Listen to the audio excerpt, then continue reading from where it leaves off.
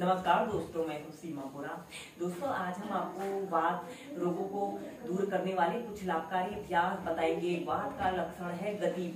अगर हमारे शरीर के किसी भी अंग की गति में अवरोध उत्पन्न हो तो यह वात के असंतुलित होने के कारण होता है। अगर हमारे दिल की धड़कनें असामान्य रूप से धड़क रही है और व्यक्ति चाहकर भी शांत नहीं हो पा रहा है तो यह वात रोगों के बढ़ जाने के कारण होता है।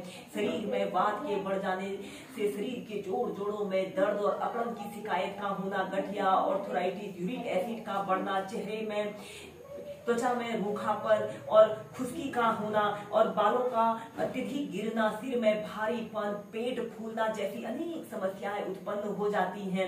दोस्तों, अगर आप कुछ योगाभ्यासों और ब्रीदिंग अभ्यासों को अपनी दिनचर्या में शामिल करते हैं तो आप वात रोगों को दूर कर सकते हैं। इसमें सबसे पहला अभ्यास हम करेंगे बटरफ्लाई पोज। ऐसे ही आपने दंडासना की पोजीशन पर ऐसे कमर गर्दन बिल्कुल सीधी करते हुए ऐसे बैठ जाते हैं और अपने दोनों पैरों के संघों को ऐसे आपस में मिला लेते हैं और अपने दोनों हाथों को ऐसे अपने पंजों के पास ऐसे रख लें और कमर गर्दन बिल्कुल सीधी करते हुए ऐसे अपने घुटनों को ऊपर करें और फिर नीचे।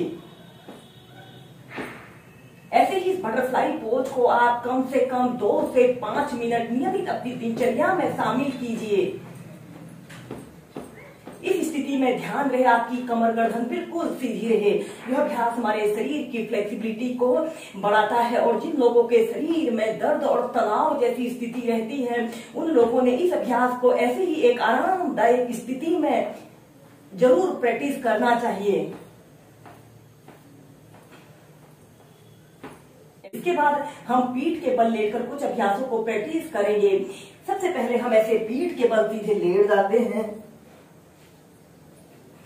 ऐसे सीधे लेट जाइए, अपने दोनों हाथों को ऐसे अपने थाइस के पास ऐसे रख लें। श्वास अंदर भरते हुए ऐसे अपने पंजों को पीछे की तरफ स्ट्रेच करें, जितना स्ट्रेच आप कर सकते हैं, और श्वास छोड़ते हुए आगे।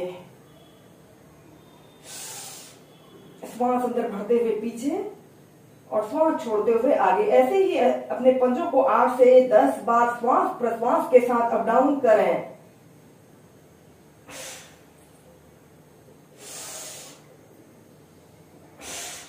और फिर ऐसे अपने पंजों को 5 टाइम क्लॉकवाइज घुमाइए,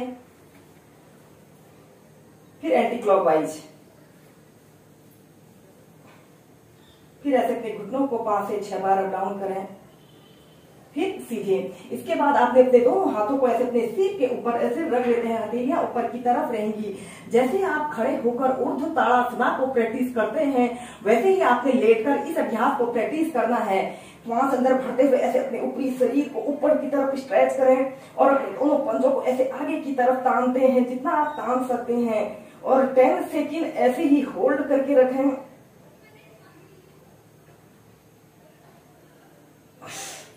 और श्वास छोड़ते हुए ऐसे अपने पैरों को ढीला छोड़ दें और अपनी हथेलियों को ऐसे अपने सिर के ऊपर रख लें।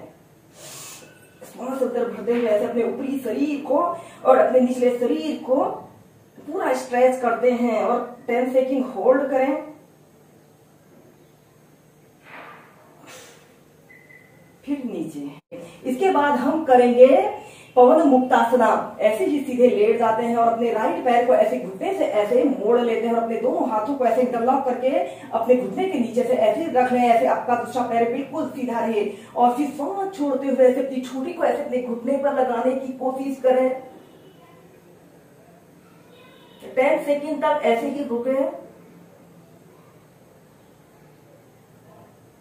फिर सीधे भी दूसरे पैर से।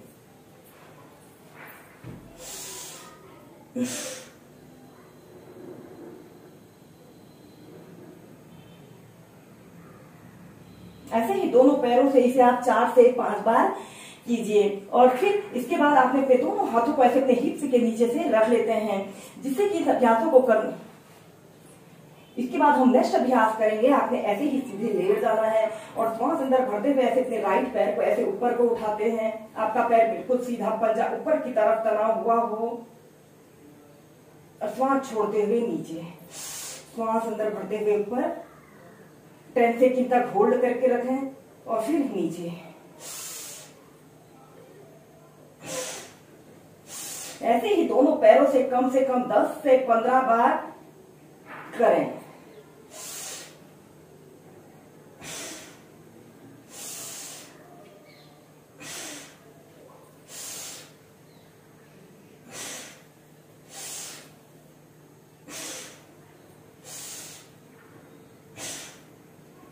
अब हम करेंगे गत्यात्मक पश्चिमोत्तानासना।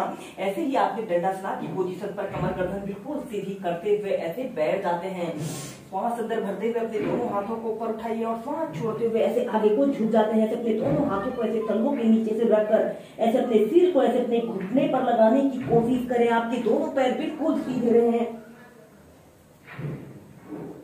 ऐसे अपने दोनों हाथों को बांध लें और कम से कम 10 सेकंड ऐसे ही रुकते हैं।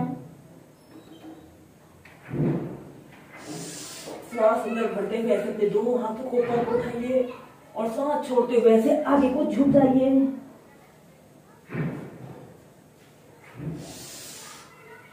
ऐसे ही से कम 8 से 10 बार अप डाउन करते हुए कीजिए।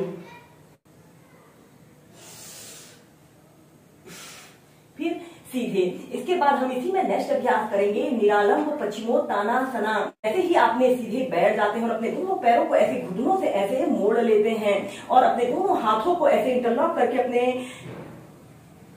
तलों के नीचे से ऐसे रख लेते हैं और फिर श्वास अंदर भरते हुए ऐसे अपने दोनों पैरों को ऐसे बिल्कुल सीधा करते हैं। अपने शरीर का समस्त भार अपने हिप पर रखते हुए और ऐसे अपने घुटनों को ऐसे अपने नाक के जितने समीप आप ला सकते हैं समीप लाने की कोशिश करें और कम से कम 30 सेकंड तक ऐसे ही रुकें।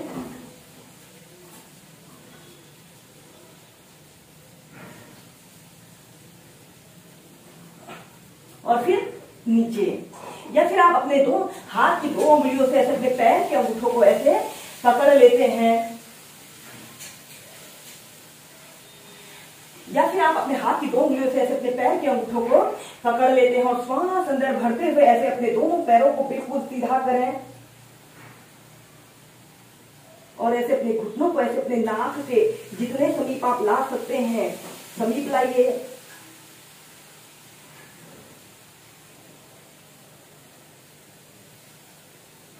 आपके दोनों पैर बिल्कुल सीधे रहे